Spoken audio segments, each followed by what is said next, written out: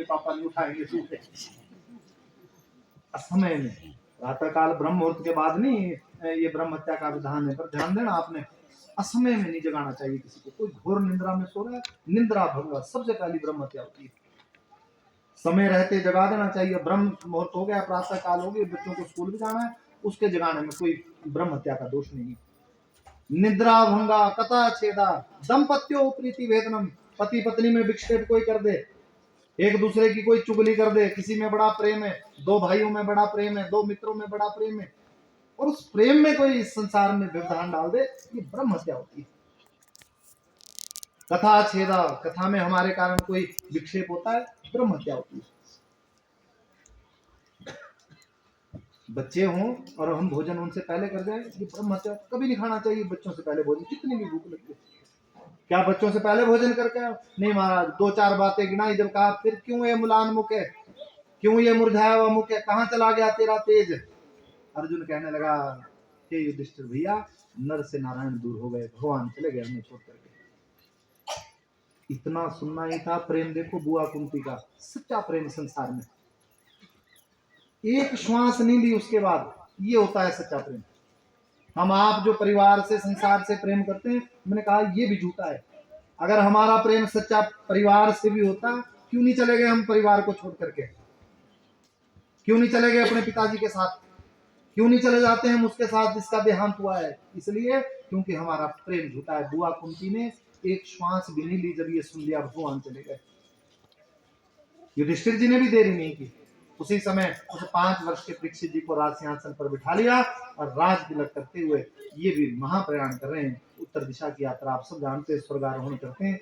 द्रौपदी साथ में, 5 पांडव साथ में, सधे स्वर्ग नहीं जा पाए युधिष्ठिर जी को छोड़कर कोई, इसलिए क्योंकि जीवन में कहीं ना कहीं कमी रह जाती है। युधिष्ठिर जी को भी नरकों के दर्शन करने पड़े, इसलिए एक बार झूठ कहा जीवन में, एक बार झूठ कहने के कारण, और वो भी अनजाने में। विचार करना, हम आप जो रोज झूठ ही झूठ कहते हैं, और मैं अक्सर कथा में कहता हूं, ऐसा झूठ जिसकी आवश्यकता नहीं है, ऐसे झूठ आ गए हमारे जीवन में।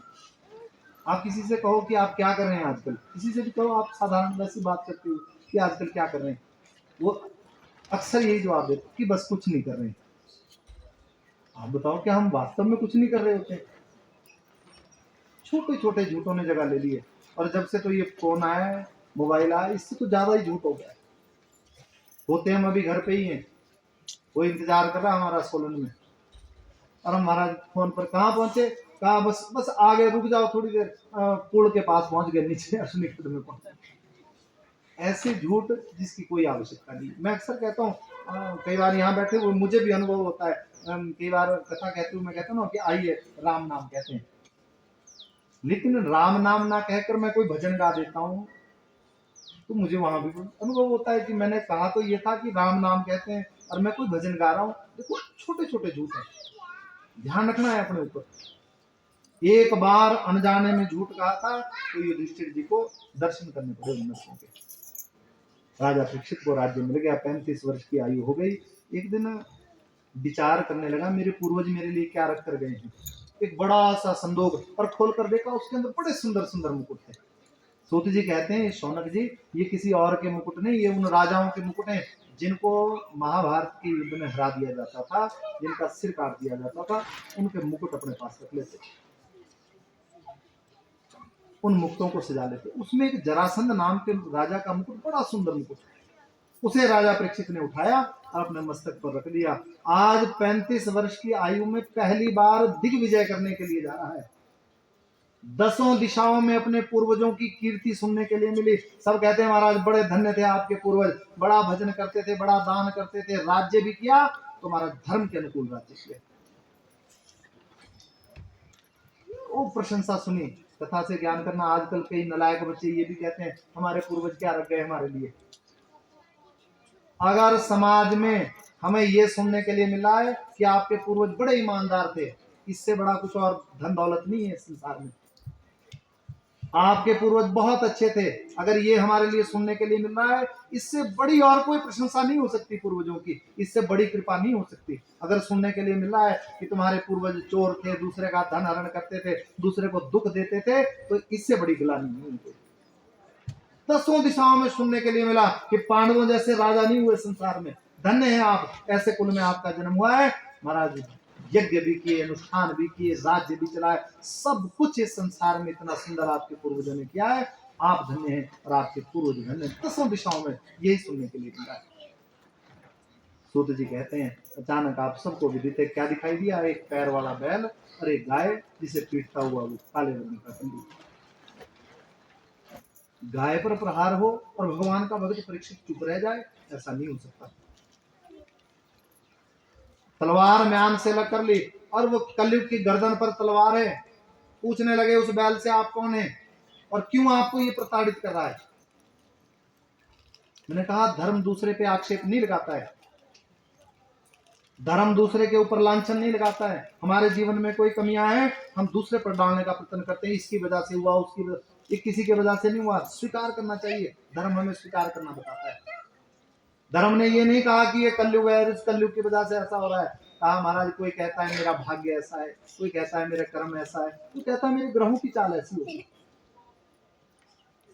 पहचानते देर न लगी तो धर्म है। ये एक चरण वाला कौन है? ये धर्म है। कैसे ये 3 चरण खत्म हुए? कहा सत्युग खत्म हुआ, लोगों ने सत्य कहना छोड़ दिया, सत्य का साथ निभाना छोड़ दिया लोगों ने। त्रेता युग खत्म होते होते लोगों ने तपस्या करनी छोड़ दी। द्वापर युग खत्म होते होते लोगों ने दया करनी छोड़ दी। अब एक चरण है उस धर्म का, कौन सा? वो दान का चरण है। इस संसार में जब लोग दान भी कृपणता से करने लगेंगे तो वो कलयुग इस संसार में प्रचंड हो जाएगा। धर्म चारों पैरों से भी निर्मूल हुआ, ये धर्म भगवान के गोलोक धाम चला जाएगा। एक चरण का ये बैल। क्या देखते हैं आप लोग कभी? बोलो, आपने देखा है कि धर्म को एक पैर के बैल को देखा है आपने कभी? मैं दिखाऊं आपको। आप शंकर भगवान के मंदिर जाते हैं? बोलो हाँ ना बोलो। जाते हैं? शंकर भगवान के मंदिर के बाहर कौन मिलते हैं? नंदी जी मिलते हैं। आपने कभी किसी मंदिर के बाहर ऐसे नंदी देखे हैं जो खड़े हों? बोलो। हमेशा बैठे हुए नंदी जी मिलते हैं और एक चरण होता है उनका सामने। ये धर्म के अवतार है, देखो हर जगह होते हैं नंदी जी महाराज। ये एक चरण जो है नंदी जी धर्म के अवतार हैं। और एक चरण कौन सा है? ये दान का है। इस संसार में दान जब तक होता रहेगा तब तक ये कलयुग इस संसार में आगे नहीं बढ़ पाएगा। लेकिन जब दान भी कृपणता से होगा तो ये अंतिम चरण भी उनका विलुप्त हो जाएगा। पहचान गई ये कलयुग। कलयुग बड़ा पहचान लगा। महाराज पैर पकड़ने राजा परीक्षित से कहने लगा महाराज आप मुझे जगह दे दीजिए। कहने लगे, विचार करने लगे कि तेरे अंदर अवगुण तो बहुत है, देख लिया मैंने तेरे अंदर बहुत अवगुण है तेरे अंदर, लेकिन क्या तेरे अंदर कोई गुण भी है? हाँ महाराज एक गुण है मेरे अंदर। क्या गुण है? कहा यत् फलम नास्ति तपसा न योगेन समाधिना तत्फलम लभते सम्यक कलौ केशव कीर्तना। इस कलयुग में कलयुग केवल नाम धारा सुमिर सुमिर नर उतर ही पारा। ऐसा ये कलयुग, हम आप गाल बजाए हुए कि भजन नहीं होता, भजन नहीं। अरे ये कलयुग ऐसा है कि एक घड़ी आदि से पुनियाद अल्प समय में भी अगर सच्चे हृदय से संपूर्ण शरणागति हुई और भगवान का भजन हृदय से हो गया तो इस संसार में मुक्ति का कारण भी ये कलयुग हो जाता है। इस गुण पर रीझ कर 4 स्थान दिए कलयुग को। कौन कौन से स्थान दिए? कहा द्योतम पानम स्त्रिय सोना यत्र धर्मश्च। 4 प्रकार के अधर्म होंगे वहां कलयुग रहता है। जिस घर के लोग क्या खेलते हैं, जोर से बोलो जरा। और आज दुख की बात यह है कि घर घर में जुआ खेला जा रहा है। और मैं हर कथा में कहता हूँ, हर जगह जाकर कहता हूँ कि माँ बाप भी अपने बच्चों को प्रोत्साहित कर रहे हैं इसे खेलने के लिए। ये जो फोन पे खेलते हैं ना ड्रीम 11 या क्रिकेट 11, ये जुआ है। ये हंसने की बात नहीं है, हमारी मूर्खता। हमारा शास्त्र कहता है अरे जुए ने पांडवों को नहीं छोड़ा। हम आपकी क्या खानदानी है, हम आपका क्या परिवार है, हम आपके क्या संस्कार हैं जो हम बच जाएंगे। और दुख का विषय यह है कि कोई हमारा कोई इस विषय में कोई सोचने वाला नहीं है, कोई इस विषय में देखने वाला नहीं है, कोई इसके बारे में बात करने वाला नहीं है। घर घर में जुआ घुस गया। हमारे यहाँ बड़े अच्छा लगता था जब हम देखते थे कि हमारे हिमाचल में लॉटरी नहीं खेली जाती, बाहरी राज्यों में खेली जाती। बड़ा अच्छा आनंद लगता था कि हमारे यहाँ ये दुर्गुण नहीं है। लेकिन अब घर घर में जुआ घुस गया है और माँ बाप भी ऐसे नालायक हो गए, अपने बच्चों को प्रोत्साहित कर रहे हैं कि महाराज पता नहीं करोड़पति बन जाएंगे। ये जुए का धन ऐसा है जैसे कुत्ते को हड्डी का स्वाद होता है। कृमिकुल चित्तम लारा क्लीनम विगंधी जुगुप्सितम। एक सूखी हड्डी मिल गई उस कुत्ते को और हड्डी दबाए हुए बार बार दांत मार रहा है उस हड्डी में। हड्डी से खून नहीं निकलने वाला, अपने मुख का खून निकलता है और उस हड्डी में लगता है। कुत्ता इस खून को देख देख कर प्रसन्न होता है कि मैंने हड्डी से खून निकाल दिया। जुए का धन भी ऐसा ही है। मैंने कहा अपने बच्चों को प्रोत्साहित ना करें, इसके लिए नहीं खेला जाना चाहिए जुआ। खेल की भावना से आप कोई खेल खेलो, देखो कोई मना नहीं है, खेल की भावना से कोई भी खेल खेला जा सकता है। अरे क्या शंकर भगवान पार्वती जी चौसर का खेल नहीं खेलते हैं? शिव महापुराण में सुना आपने कभी? चौसर का खेल खेलते हैं पति पत्नी दोनों बैठ करके। खेल कोई बुरा नहीं है, लेकिन जिस खेल के साथ संपत्ति जुड़ जाए, धन दौलत जुड़ जाए, ये जुआ कहलाता है और ये जुआ नहीं खेलना चाहिए। ऐसा धन अगर घर में आ भी जाएगा तो क्या होगा? अरे पीढ़ियां विकृत हो जाती हैं, नस्लें विकृत हो जाती हैं। मुफ्त के धन की आदत अपने बच्चों को ना सिखाएं। अपने बच्चों को क्या सिखाएं? पुरुषार्थ। यही हमारा संस्कार। गीता का क्या ज्ञान है? कर्मण्येवाधिकारस्ते मा फलेषु कदाचन। क्या सिखाते हैं? कर्म करो, जीवन में मेहनत करो खूब, और मेहनत से आया हुआ धन इस संसार में कल्याणकारी भी होता है। विचार करना आप लोगों ने इन बातों पर। और मैं समझता हूँ कि सब लोग नहीं है मानने वाले, लेकिन एक व्यक्ति ने भी इस बात को अपना लिया, एक व्यक्ति ने भी इस बात को सुनकर कुछ समझ लिया तो मेरे लिए बहुत पर्याप्त हो जाएगा। अच्छी बात नहीं है ये जो जुए का धन है और घर घर में जुआ हो गया। मेरे समझ में नहीं आता कि क्यों किसी की दृष्टि नहीं जाती इसकी तरफ। एक दूसरे को पूछते हैं, चार दोस्त इकट्ठे होते हैं, देखो ऐसा है, हर समय तो मैं भी कथा नहीं करता हूँ, मैं भी आपकी समाज का व्यक्ति हूँ।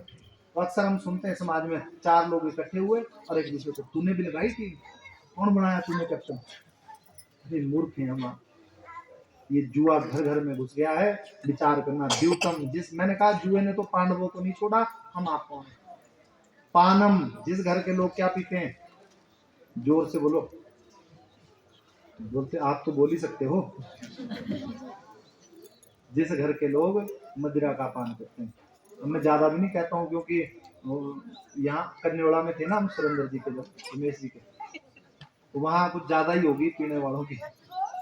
तो पुरोहित जी थे वहाँ, धर्मदत्त जी अंदर बैठे हुए, तो कह रहे थे वहाँ इनके धर्मदत्त जी के यहाँ भी कथा थी। तो धर्मदत्त जी सबको कह रहे थे कि 15-20 दिन बाद वो कथा थी, तो धर्मदत्त जी सबको निमंत्रण दे रहे थे कि आना, हमारे यहाँ भी आना। उन्होंने कहा कौन व्यास जी आएंगे? कहा वही आएंगे जो यहाँ बैठे हुए। तो धर्मदत्त जी बता रहे थे कि पीने वाले तो साफ मुकर गए कि हम नहीं आएंगे। मैंने कहा क्यों नहीं आएंगे? कहा महाराज हमारी ज्यादा ही चर्चा कर दी व्यास जी महाराज, तो मैं भी क्यों नुकसान करूं अपना। देखो ठीक है। पानम, जिस घर के लोग नशे के आदी हो चुके हैं, और आजकल तो बड़ी विकट स्थिति होती चली जा रही है।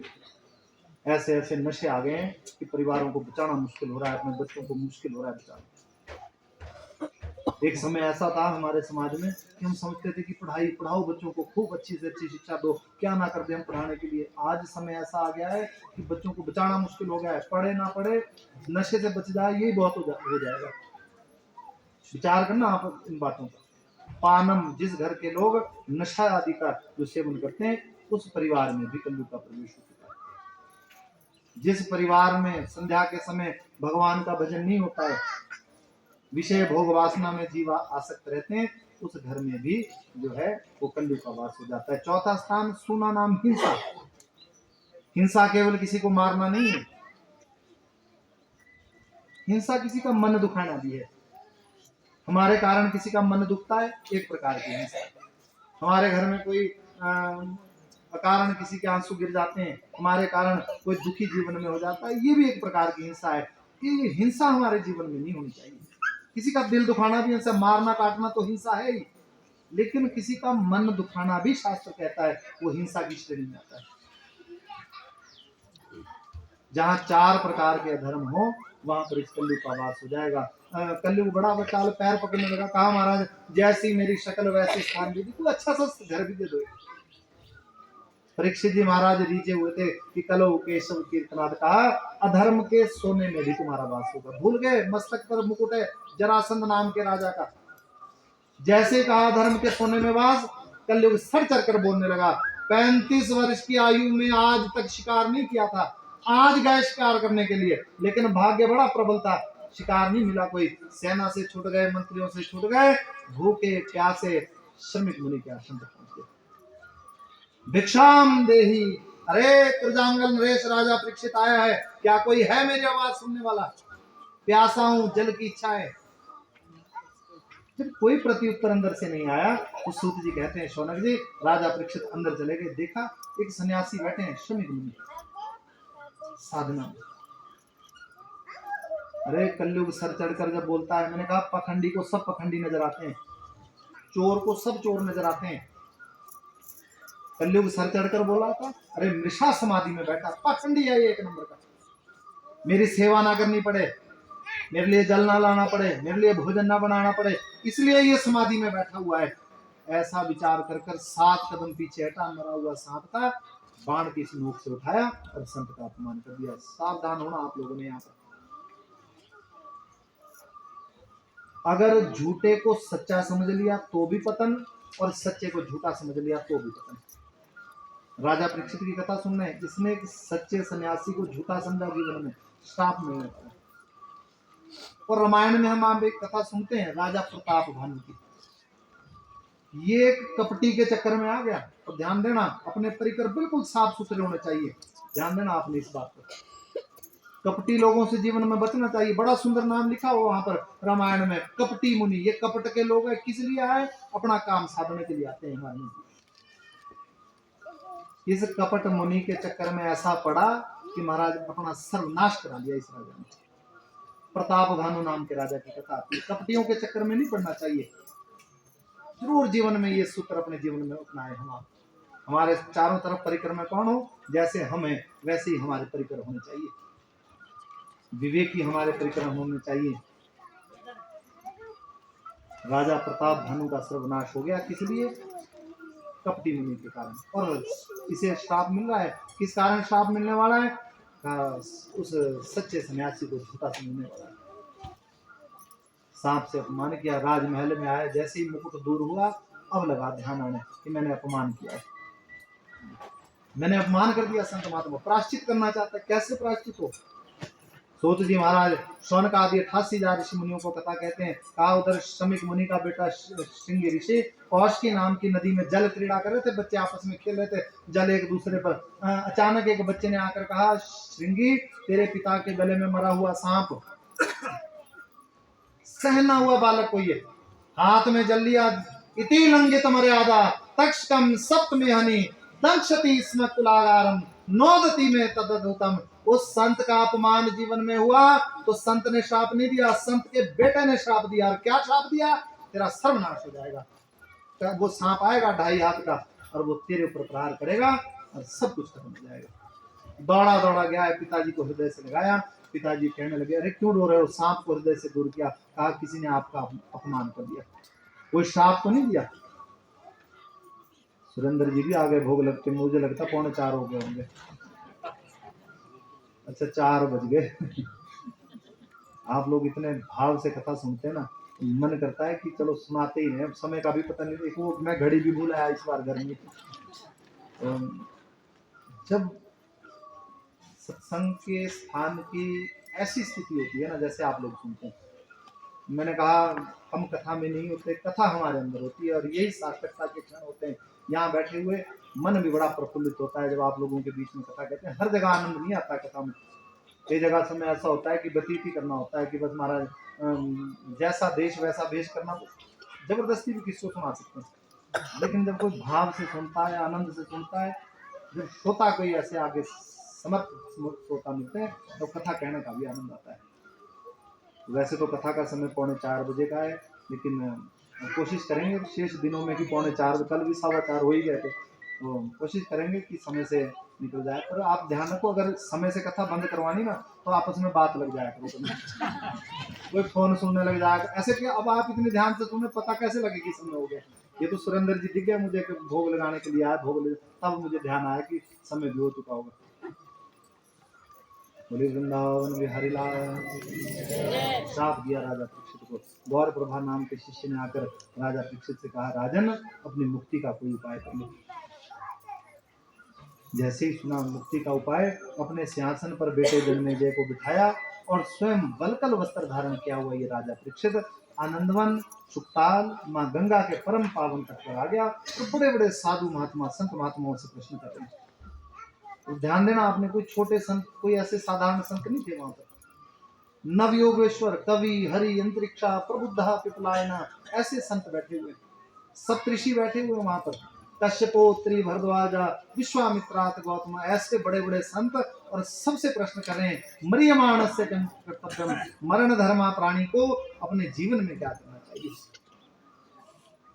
काल व्याल मुखग्रासा, बड़ा भयंकर सांप आ रहा है मेरी तरफ। कौन सा? काल रूपी व्याल आ रहा है। क्या करूं, कैसे मेरी सदगति हो। सांप के काटने से दुर्गति होती है, मैंने सुना है। मेरे पास 7 दिन है। संत महात्माओं से प्रश्न कर रहे हैं। संत महात्मा कहने लगे, राजन तेरे पास 7 दिन तो हैं, हमारे पास एक श्वास भी है या नहीं, ये हम नहीं कह सकते। जो श्वास अंदर ले जा रहे हैं ये बाहर आएगी या नहीं, कोई नहीं बता सकता। जो श्वास हमने छोड़ दी है अंदर आएगी या नहीं, ये नहीं पता लगा करता है। तेरे पास 7 दिन है, 7 दिन तुझसे कोई नहीं छीन सकता संसार में। हमारे पास एक श्वास भी है या नहीं हम नहीं बता सकते, लेकिन जब अनन्य शरणागति संसार में हो, भगवान की शरणागति हो, तो भगवान हर स्थिति में रक्षा करते हैं। एक बार विपत्ति आई राजा परीक्षित के ऊपर, कब? जब वो गर्भ में था। अश्वत्थामा ने चलाया ब्रह्मास्त्र। जब अस्त्र हमारे ऊपर आता है, अगर भगवान की भक्ति है तो भगवान अस्त्र लेकर सामने खड़े हो जाते हैं। आज वाक वज्र चलाया एक ब्राह्मण ने, एक संत कुमार ने। जब वाक वज्र चला है तो भगवान ही सुखदेव जी का रूप धारण कर कर वाणी से उद्धार करने के लिए आ गए। सुखदेव जी आते हैं, महाराज व्यास आसन का निर्माण हुआ, राजा परीक्षित ने चरणोदक लिया है, सामने राजा परीक्षित कुश आसन पर बैठे हुए महाराज प्रश्न कर रहे हैं, गुरुदेव म्रियमाणस्य किम कर्तव्यम, मरण धर्मा प्राणी को अपने जीवन में क्या करना चाहिए। और प्रश्न किससे कर रहे हैं? अतः पृच्छामि संसिद्धिम, किससे? योगिनाम परमं गुरु। अरे संत महात्माओं की कथा है ये। मैं अक्सर समझाता हूँ, ये नाचने गाने वाला नहीं है ये कथा कि महाराज हम घर से आते हैं तो भागवत में जा रहे हैं तो ये मन बना कर कि वहां जाकर नाचेंगे, खूब भजन गाएंगे महाराज, ये नहीं है कथा।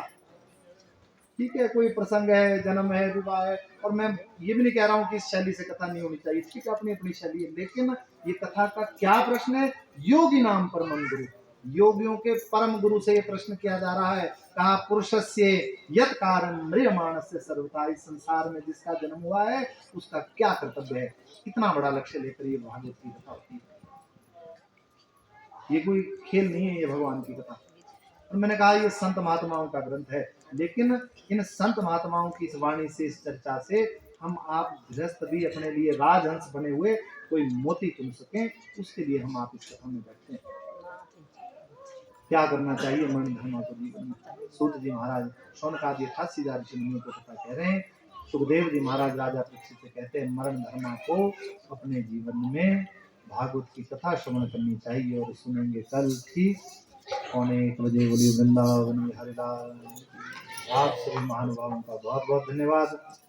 जिस भी कामना से, भावना से आप ये कथा श्रवण कर रहे हैं, भगवान आप सबकी मनोकामना पूर्ण करे। आज तो मुझे ऐसा लग रहा है कि मैं कहीं अपने घर के नजदीक बैठा हुआ हूँ। देखो हमारे कसौली के पूर्व विधायक और मंत्री रहे हमारे राजीव सैजल जी भी आए हैं, तो भगवान से इन्होंने इस कथा के लिए समय निकाला है, तो भगवान से यही प्रार्थना ऐसे ही मंगलमय इनका मन भगवान के चरणों में लगा रहे और खूब हमारे क्षेत्र का उत्थान, हमारे क्षेत्र को खूब आगे बढ़ाते रहें।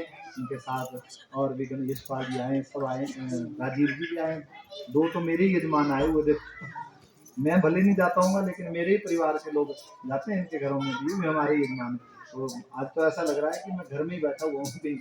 और आप लोगों के साथ तो पहले ही ऐसा संबंध कुछ हो गया है। मैंने कहा पूर्व जन्म का, मैंने बताया ना पहले दिन कि जिस दिन धागा बांधने आए ना प्रधान जी, तो इनके जीजाजी भी थे साथ में, तो ये परिचय करा रहे थे कि क्यार में भी थे, कन्योला में भी थे, हरिमोहन जी के 2 बार थे, यहाँ झाझा में भी थे कुटियाई जी के।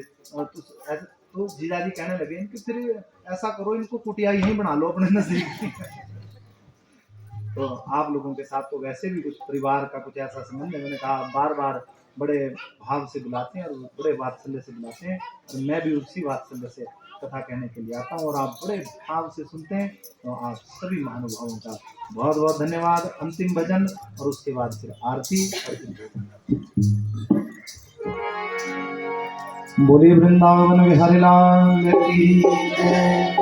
ओ बढ़िया दाओ तेरी कृष्णा, मके अपना तू पता देना। ओ बढ़िया दाओ तेरी कृष्णा, मके अपना तू पता देना। बढ़िया दाओ तेरी कृष्णा, मके अपना तू पता देना।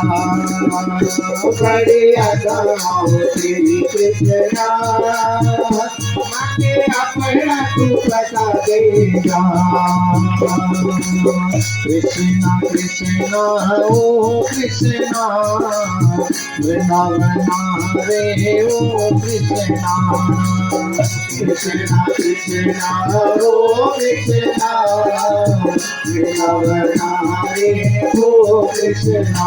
बढ़िया दाओ तेरी कृष्णा, मके अपना तू बता देना। बढ़िया दाओ तेरी कृष्णा, मके अपना तू बता देना। चाहे जंगल में रोए कृष्णा, चाहे मंदिर में रोए कृष्णा। चाहे जंगल में रोए कृष्णा, चाहे